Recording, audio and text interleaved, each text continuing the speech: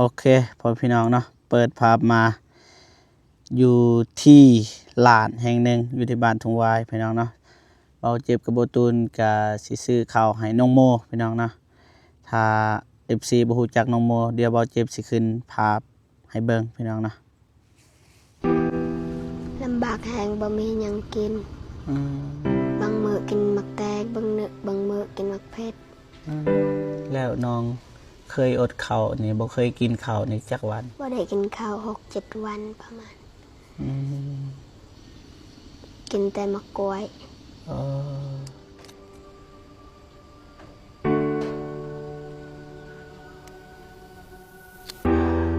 แล้วพอของน้องนี่คนบ้านใดคนประเทศจีนคือฮอดแม่บ่เท่าตัวอย่างน้องสามารถขอพรได้หนึ่งอย่าง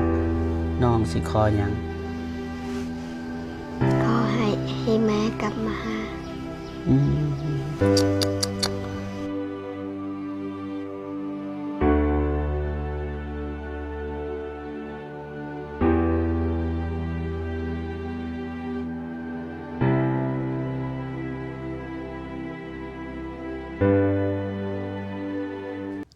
กราบทักทายสบายดีและสวัสดีพ่อแม่พี่น้องเบิดสุขสุคนพี่น้องเนาะยินดีต้อนรับเข้าสู่ช่องเบาเจ็บ Channel คือเก่าพี่น้องนะโอเคเพื่อนพี่น้องเนาะเบาเจ็บก็สิแจ้งให้เพื่อนพี่น้องได้ฮู้นำกันพี่น้องเนาะเพราะว่าเบาเจ็บได้ถ่ายคลิปนี้แล้วพี่น้องเนาะเสียบไมค์มันบ่เข้ามันก็เลยบ่มีเสียงพี่น้องก็เลยจำเป็นต้องมาพากเนาะถ้าผิดพลาดประการใดก็ต้องขอโทษขออภัยหลายๆพี่น้องนะถ้าว่าเป็นคลิปธรรมดาเบาเจ็บกับสิทิมเลยแต่ว่าคลิปนี้เป็นคลิปของผู้ใหญ่ใจบุญเพิ่นฝากเงินมาให้ 2,500 บาทพี่น้องเนาะเราก็เลยจำเป็นต้องมาพากเสียงเพราะว่ามันเป็นความตั้งใจของผู้ใหญ่แหละพี่น้องเนาะเราก็เลยทิมบ่ได้พี่น้องนะเราก็เลยพากเสียงเอาพี่น้องก็ประมาณนี้นะเบาเจ็บก็ได้ซื้อเขาซื้อไข่ซื้อมีหรือว่ามาม่าแหละซื้อให้น้องโมพี่น้องเนาะก็ให้บอตูนมาซอยน้ำพี่น้องเนาะซื้อเกลือซื้อเปลืองนัวซื้อฟอยซื้อยาสีฟันซื้อลวงลายพี่น้องเนาะตกอยู่เท่าไรบ่จำนวนเงินจือบ่1,283,000 1,283,000แล้วก็เงินส่วนที่เหลือเราเก็บก็สิเอาเงินให้น้องเพิ่นพี่น้องเนาะแต่ว่าตอนนี้เบาตูนก็กำลังเลือกฟอยอยู่พี่น้อง นี่ฝากเลยพี่น้องเอ้ยถ้าผิดพลาดประการใดก็ขอโทษขออภัยหลายๆทางทีมงานเฮาก็เลือกแล้วก็ตอนนี้ปัจจุบันนี้เฮาก็อยู่แคมป์ทางพี่น้องจะได้ยินเสียงรถเสียงล่างก็ขอโทษขออภัยในเวลาตอนนี้บ่ตูนก็เลือกบ่เจ็บก็จับ บ่ตูนเป็นคนจับพี่น้องเอ้ยเอาเลยจักเว้าหยังนั่นบ่ฮู้บ่ชื่อเลยจักเว้าหยัง บ่จื้อเลยให้ภาพบรรยายเลยพี่น้องเอ้ยโตบ่เจ็บก็ว่าแชมพู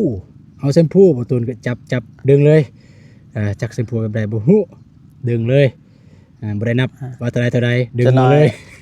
บ่บัดมาจ่ายเงินก็ฉีกออกเลยนี่แม่นบ่ฉีกออกเอาแต่ซองแถวซิเพราะว่า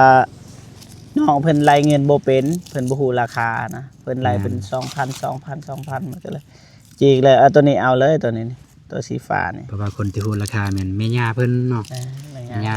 เพราะว่าเพิ่นมาสร้างครอบครัวอยู่นี้คนจุฬาน่ะเฮาก็ฮู้จักเพิ่นอยู่เพราะว่าเฮาเคยไปซื้อน้ำเพิ่นนะ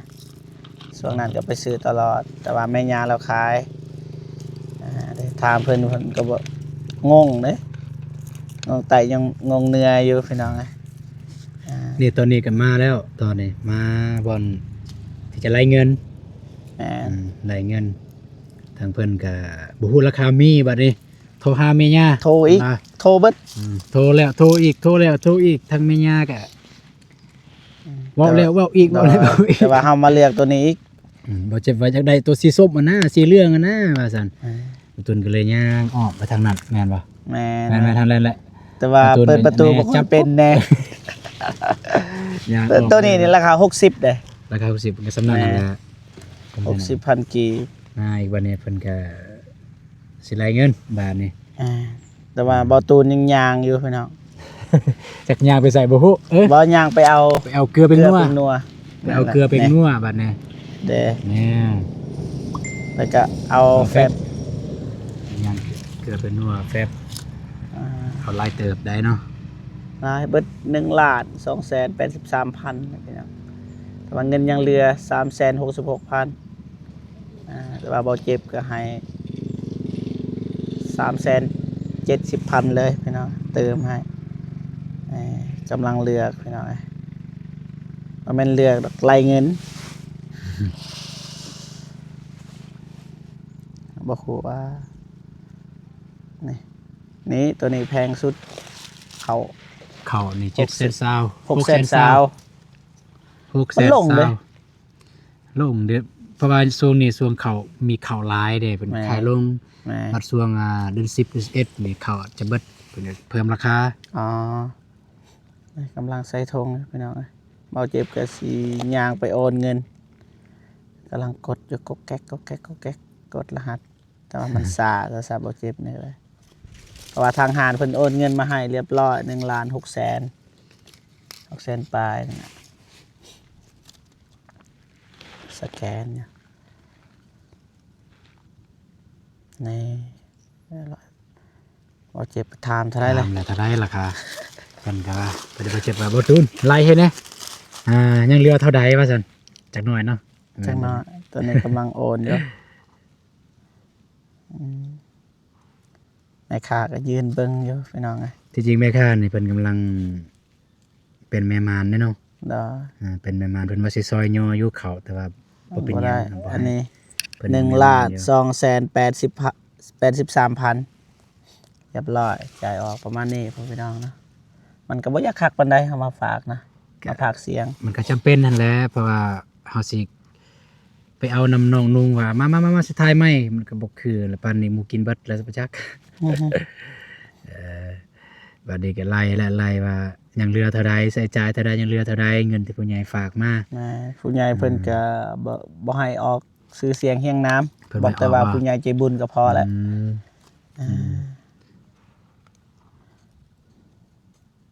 ว่าผู้ใหญ่เพิ่นก็อยากซอยตั้งใจอยากซอยบ่ต้องออกซื้อเสียงก็ได้นะอยากซอยคันแบบว่ามื้อหน้ามื้อเนื้อบ่พอก็ติดต่อหาได้หาสิซอยอีกแล้วก็เพิ่นก็บอกให้น้าสาวเพิ่นอย่าเฝ้าสร้างครอบครัวเพราะว่าน้องยังน้อยให้ตนสร้างก็สร้างอยู่เฮือนเลยแม่นคันอยู่เฮือนตัวอย่างว่าปะนะมันแม่นว่าสร้างไปอยู่เฮือนผัวบัดนี้ก็ไล่แล้วบัดนี้ทางเบาเจ็บก็เว้าปุ๊บจักเว้ายังบ่ฮู้เห็นแต่ปากเคลื่อนไหวเอาว่าเบาเจ็บสรุปว่าเท่านี้เท่านั้นเด้อที่ซื้อเท่านี้เท่านั้นเด้อส่วนที่เลือกเฮาสิให้เงินสดให้จุน้องเพิ่นแต่ว่าตอนนี้ให้แม่ค้าเพิ่นไปเอา M100เพราะว่าเจอพ่อเฒ่าผู้บ่าวไม่เพ่นผู้บ่าวไม่เพ่นผู้บ่าวไม่เพ่นเพิ่นดุได้พี่น้องเอ้ยถ้าไม่เพ่นได้เบิ่งคลิปนี้ก็ขอโทษขออภัยนำเด้อที่พลาดพิงนี่ให้บ่ตูนไปให้พี่น้องบ่ตูนก็ย่างกสบายดีอันนี้กบใหม่แต่ว่าบ่ได้ยินเสียงสบายดีเพิ่นก็สบายดีบ่ทิมเลยได้ยาสูบทิมเลยบ่ทิมนี่ M150 M150 บ่ตูนบอกนั่นนี่ขอบใจเด้อเพิ่นว่าขอบใจเด้อว่าไปเราเจ็บก็ยืนเบิ่งเพราะว่าย่านบ่ตูนบ่ให้อีลีนะยันบ่ตูนเอาไปเสือง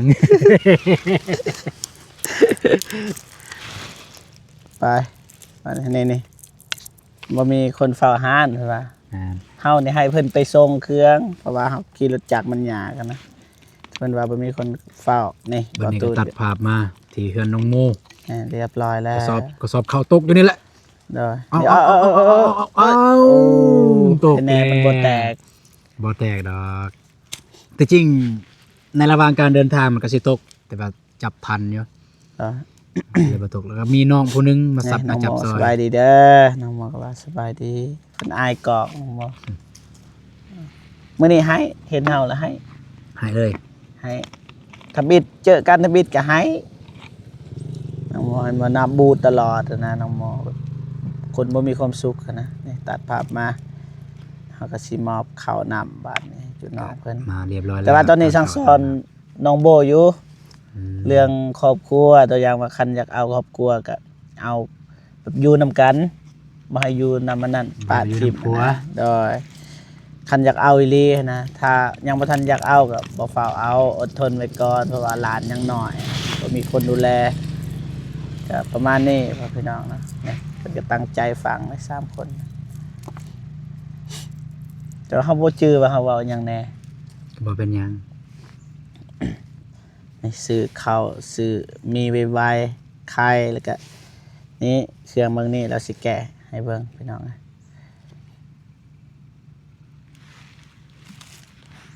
ถามว่าข้าวยังบ่ หมด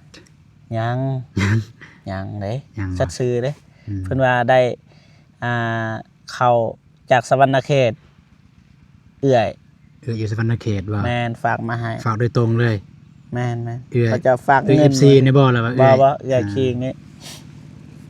เป็นบ่ได้ตัวเด้นี่เฮาก็ถามว่าน้องโมกินได้จักมื้ออันนี้น้องโมว่าบ่ฮู้แต่ว่าน้องโบไปตอบเองว่า กินได้หลายมื้ออยู่หลายทิศประมาณนั้นล่ะ ก็บ่ชื่อเพิ่นใดก็สั่งสอนจุน้องเพิ่นนั่นแหละอยู่หั่นแหละน้องโมน้องเข้มพรน้องโบอีต้นนาซาวนี้บ่สิเป็นต้นเพราะว่าเสาหลักเลยพี่น้องเอ้ยถ้าน้องเพิ่นสร้างครอบครัวแห่งแล้วเลยพี่น้องนะโอเควันนี้บ่เจ็บก็ยกเครื่องมาให้แล้วก็ให้น้องโบแกะเบิ่งว่ามีหยังแดพี่น้องอะตรงกับสิ่งที่น้องโบต้องการหรือบ่อันนี้เป็นแฟบพี่น้อง3ธงทางในนี่แล้วก็ในซันซิลพี่น้อง60,000พี่น้องตัวนี้นี่บ่เคยซื้อเด้รู้สึกว่ามันแพงนี่ยาสีฟันแล้วก็ฟอยล์ทูแคลพี่น้องเนาะนี่4คน4อันเลยบ่ตูนเลือกนี่ก็บิลดพี่น้องแล้วก็อันนี้สบู่กอดบ่ตูนเลือกเบิดแล้วก็มีนี่ตัวนี้นี่แหละ ในยังเคินก็มีเปียงนัวมีเกลือวัฒนีแล้วก็บ่เจ็บถามว่ามีหยังที่บ่พอมักเผ็ดมีบ่มีนี่น้องเพิ่นก็ว่ามักเผ็ดเฮาก็เลยเอ้าก็เธอน่ะบ่ได้ซื้อก็มีแต่ว่าให้จูน้องเพิ่นซื้อเองเฮาก็สิมอบเป็นเงินสดก็ได้นะประมาณนั้นอีตนน้องเข้มพรก็แม่คนเดียวแต่ว่าพอต่างนะแต่ว่าก็ฮักกันดีอยู่น้องโมนี่พอเป็นคนจีนอันนี้นี่น้องเข้มพรนี่พอเป็นคนหยังลืมละ จังว่า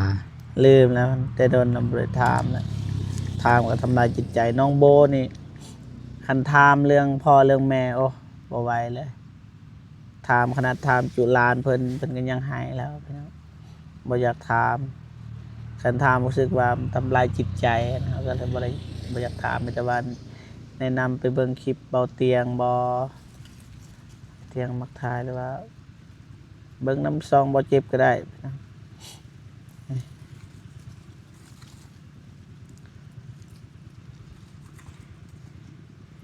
บ่ฮู้ว่าน้องโมเว้าหยัง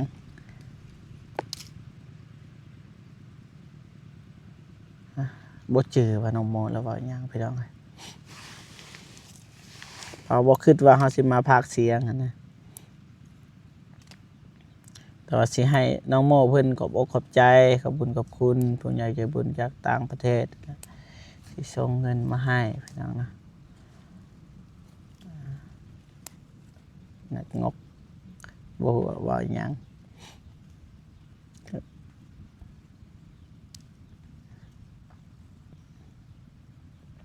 นี่โอ้เว้าเรื่องเงินสิให้น้องโมเราจับแล้วก็เฮ็ดอะไรก็ได้ให้เงินก้อนนี้เป็นเงินแบบว่าใส่ให้คุ้มค่าหลายที่สุดนะอันใดที่จำเป็นซื้อยุกซื้อยาซื้อหยังก็ได้แต่ว่าตอนนี้สิมอบให้น้องโมแต่ว่าผู้เมียนนี่คือให้น้าสาวเมียนแต่ว่ามอบให้ซื่อ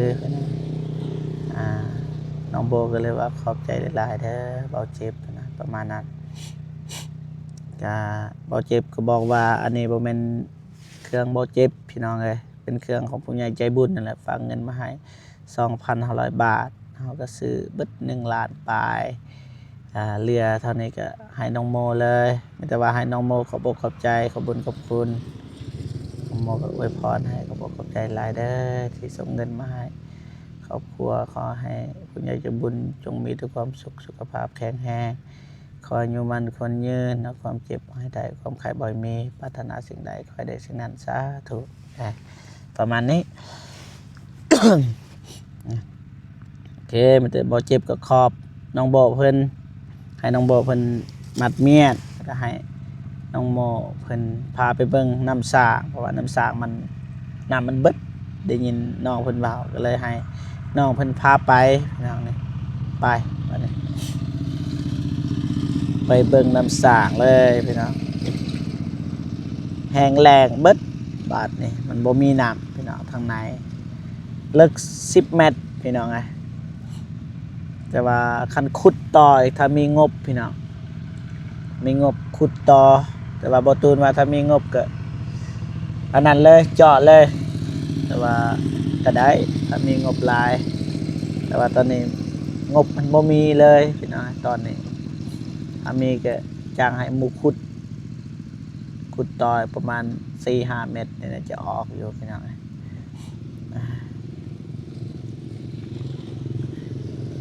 น้องโมบ่ฮู้ว่าบ่เจ็บทำหยังตอนนี้ลืมละ ใส่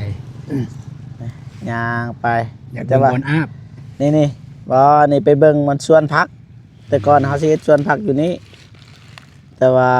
เพราะว่าเขาเจ้าขุดน้ำสร้างถมเบิดดินที่เฮาขุดไว้เฮาก็เลยยุติบัดมีน้ำมีท่าจึงไปขุดแต่ว่านับแต่นั้นมาบ่เจ็บก็มาหาแต่ว่าบ่ตูนก็ย่างมาบัดนี้คุยเรื่องหยังเนาะเพิ่นว่า ทางเรื่องน้ ถามบางน้ำคือบ่ออกเขาก็ว่าน้ำมันบ่ออกไปหน่อยยามแรงเราเจ็บก็ถามว่าเอ้าปกตินี้อาบน้ำอยู่ไสน้องโมก็ว่าเดี๋ยวสิพาเอาเจ็บไปเบิ่งพี่น้องนะนี่ตอนนี้บ่ตูนว่าเอาคันมีเงินเจาะเลย แต่ว่ามันบ่มีงบพี่น้องนะโอเคพ่อพี่น้องแต่ว่าเบาเจ็บก็สิตัดภาพไปบอนบอนที่น้องโมอาบน้ำพี่น้องนะอาบน้ำแนวใดไป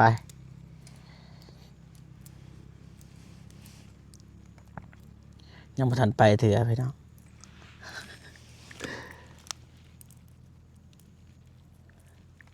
ประตูนกำลังใส่เม็ดแล้ววันนี้ป้องกันโควิด19บ่ฮู้ว่าเว้าหยังตอนนี้เว้าเลยเด้บ่เฮานี่เว้า ำตอนนั้นว่า แม่ เมาเรื่องว่าสิขุดอีกแล้วก็ให้พี่น้องน้องโมไปขุดซอย อ๋อ เพราะว่าใส่น้ำกันเด้ อ๋อ น้ำสางหั่น นี่ตัดภาพมาพี่น้องบอนน้องโมอาบน้ำแต่ว่าตอนนี้นี่น้ำมันแห้งในพี่น้องอยู่นี่ให้น้องโมเปิดน้ำนี่หาก็ว่าเอ้าเป็นอย่างน้ำคือแห้งน้องโมแล้วว่าจังซี่ช่วงที่เฮาถ่ายคลิปนี่ยังบ่ทันมีไผใส่น้ำคนแถวบ้านนะมันก็เลยน้ำมันแห้งถ้ายามแรงๆนี่บ่มีน้ำเลย ประมาณนี้พ่อพี่น้องนะ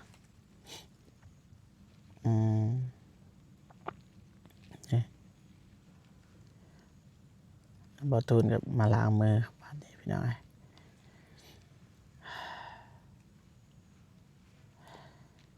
เบิดสำนี่พี่น้องนะบอเจ็บกับขออนุญาตน้องโม กลับบ้านกลับซองหรือว่าเดินทางต่อพี่น้องแต่ว่าให้น้องโมตั้งอกตั้งใจศึกษาหำเฮียนและก็หากินหายากนั่นแหละเพราะว่าแต่ก่อนน้องโมก็เพิ่นก็หากินหายากแต่ว่าถามว่าไปใช้มองบ่ช่วงนี้บ่ได้ไปมองขาดเบิดล่ะ